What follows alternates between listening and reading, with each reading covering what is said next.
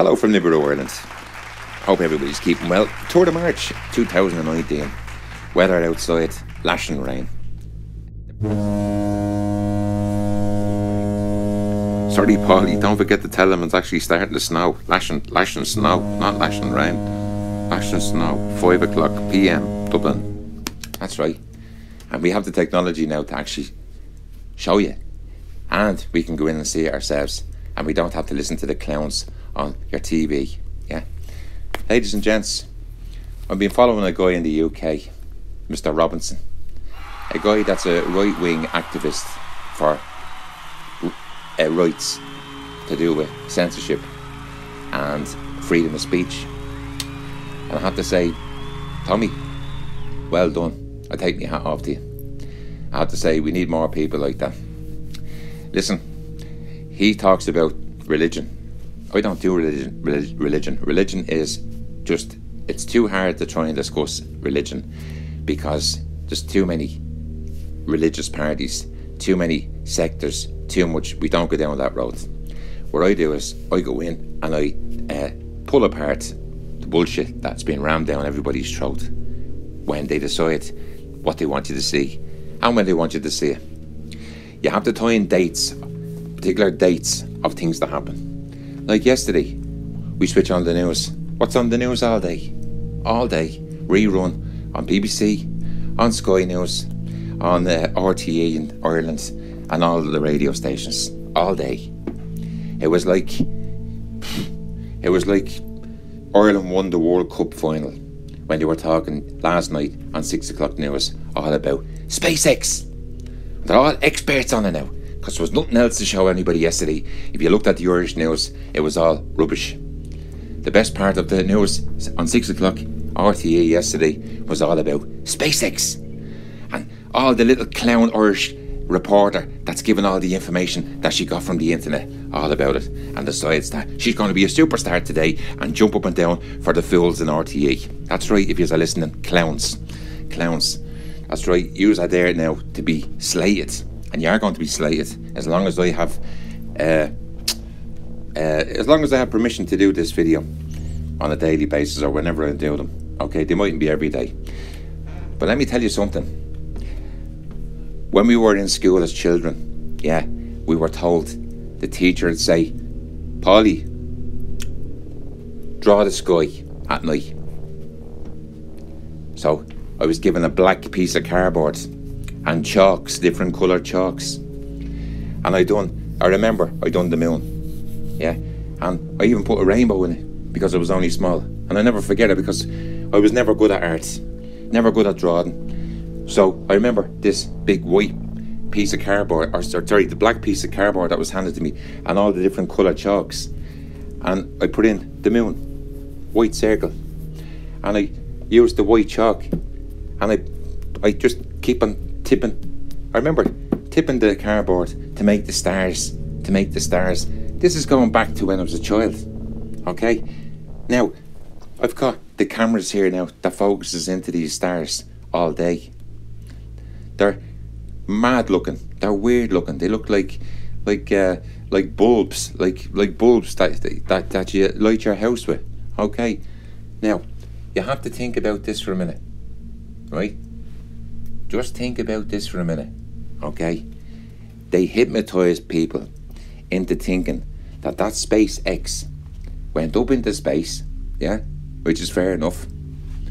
It went up into space, yeah, and then today it docked with the ISS space station, right? Now, just remember for a minute, we're talking about billions and billions of dollars worth of technology, yeah? Watch the video footage as the SpaceX craft gets close to the ISS. Now, ladies and gents, we all know about computers and technology and the movie Gravity and what they can do when they put their mind to it. Okay? Now, I just want to let everybody know that the movie Gravity is actually a movie. It's not real. And the people that were in the astronaut suits are actually called actors. Yeah? In fact, I nearly call all the people that are on the ISS actors as well. Because if you're not really stupid. If you're not really stupid, you'll understand that a harness is used to hold people up. Okay. In fact, I've learned by watching all these ISS movies is that nobody twists from left to right. And I keep on telling people that. Go in and watch all the videos. And if one person can see where they twist from left to right, come back to me and say, yeah, name the video, and I'll go in and have a look. They all do somersaults upside down, upside down. They can move from left to right. They don't twist. Don't twist from left to right. Don't do a 360 twist. Go in and watch it. Ladies and gents, I've got a GoPro camera. I'm not here to promote GoPro. I couldn't care less about them. I just went in and I bought myself a GoPro camera. Okay, that's 4K. Yeah, that's 4K. Okay, 4K. Do you understand? Now, if Paulie has a 4K GoPro camera, what has SpaceX got? And NASA? They got 10K. How more advanced is NASA and SpaceX, which is probably the same company anyway? Yeah, considering that they use the logo and then they call that capsule the Dragon, the same as the NASA logo. But then of course, we're all stupid in stupid land. So they open up the hatch. SpaceX flight is coming close towards the the ISS. Okay, does anybody notice anything? Don't be looking at the docking of the ISS and the SpaceX capsule. Look behind it. Look behind the ISS. Do you notice anything? Do you notice how stunning Jupiter is? Do you know how stunning the sun is?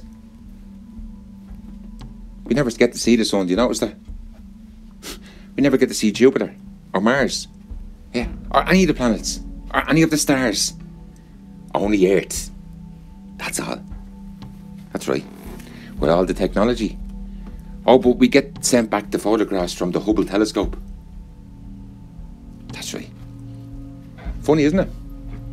See, ladies and gents, if you get sucked in by all that, yeah, it's a business. Flying to the moon is a business. Okay, flying to Mars is a business. Okay, they want to try and fascinate everybody into thinking that they're going to all these different planets. It costs money to get there, ladies and gents. It costs money to get there. Like Elon Musk comes out and tells everybody at the press conference that he eventually wants to try and bring normal people, yeah, normal business people that are multi-millionaires. The billionaire guy, the Richard Branson, bring him up to the moon or bring him up to ISS. Okay, they'll use it as a tourist attraction. So you can fly up there for the night, stay the night in a hotel that's connected to the ISS, and then come back the next day. Simple as that. Once you have 30 million, by the way, $30 million, and you can have a seat there, sit beside Starman, another Starman, yeah. Even after watching all the reports about what happens to a car if it actually went into space, between the degrees from the sun and how quickly that car would disintegrate with the sun as it gets up to a certain height in space. Of course, nobody says anything about that. But little old Starman is meant to be floating through space, not falling back down towards Earth. Now, think about it like this. The ISS, when it gets so low, they have to press boosters to get them back up again to the same height. If they didn't do that, the ISS would lose control and eventually burn out on the re-impact back into Earth. All over the internet, ladies and gents, you can actually study it up. You can go in and you can read all about the jets, what they do for that ISS. Okay, otherwise it hit Earth. This is the real news, ladies and gents. So this crap that they're trying to ram down your throat, okay, with all the sound effects and special effects that they put into it, okay, is so Mickey Mouse, ladies and gents, that they could actually do better than that.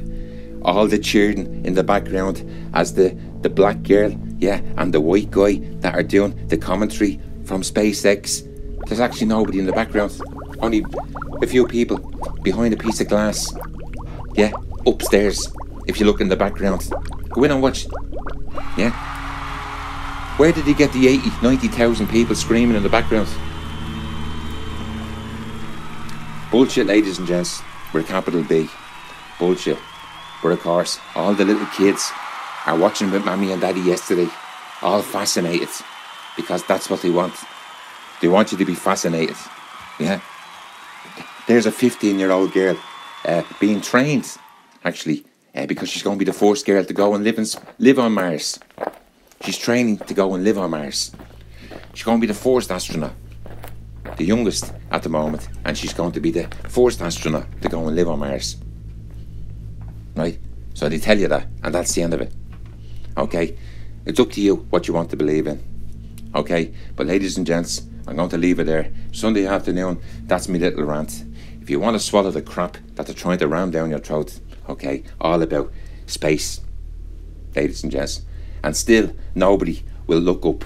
And if you come out and talk about chemtrails or talk about anything to do with you seeing a UFO, nothing like that, or whatever you want to speak about, they distance themselves from you. You're slated, you're classed as some lunatic, mad person that needs to be put into a mental home at the end of the day. But then 5 minutes later, it's on the main media that some spaceship has just taken off, okay, and is heading towards ISS, and everyone is gripped. Do you know what? Never a straight answer. Shame on yours. Yeah, SpaceX, shame on yours, okay? And that alien clown, yeah, Musk, shame on him at the end of the day. Listen to all his interviews, okay? And study up and listen to the word and the way he puts it. If someone says he's not 100% human, I'd actually say, I wouldn't say he's human at all. Do you understand? If you believe in the alien race and people say that there's aliens amongst us, I think he has a good opportunity and a good chance to be one of them, considering that he's so much interest in flying to space. Okay, ladies and gents, I'm going to leave it there for today. I hope to be back tomorrow night, live, because this is the only platform that actually lets you do that now. And as I said, I hope you enjoyed the video. What I'm going to do is I'm going to go in and get some video now. I'm going to put it over this voiceover. And as I said, it's up to you to make up your own minds to find out where's all the stars in the background. That someone should ring them up and ask them, would you not just add them in? Just put them in. Photoshop them in to the background, just to make it look a little bit more real, instead of giving us this bullshit story about the atmosphere. Them cameras can be turned at any angle up there 24 hours a day, but you don't see all the planets, you don't see the stars, and you don't even see the bleeding sun. Thank you, ladies and gents, it's been a pleasure. See you. Discovering alien life. It's the holy grail of space exploration. Well, NASA's chief scientist Ellen Stofan says that such a finding is not that far off. She expects that we'll find indications of life within the next decade, and definitive evidence within the next 30 years. Within all of our lifetime, though, we're going to understand that there is life on other bodies in the solar system. We're on the verge of things that people have wondered about for millennia. Are we alone? Why the burst of optimism? Water. Water is a key ingredient in life as we know it, and scientists say if you find water, your odds of finding life go up. And it turns out, our galaxy is a soggy place. Outside of our solar system, astronomers think there may be many worlds covered by deep oceans. So NASA says our galaxy and our solar system are awash in water, and it's just a matter of time until we find life on another planet. But don't expect little green men. A stranger from the outside. NASA says expect little green microbes. NASA says expect little green microbes. NASA says expect little green microbes. It's been 17 years to get to this point, from 2002 to now, and incredible amount of hard work and sacrifice from a lot of people that got to this point. Yeah, to be frank, I'm a little emotionally exhausted because that was super stressful, but it worked so far. We have to dock the station, we have to come back, but so far it has worked.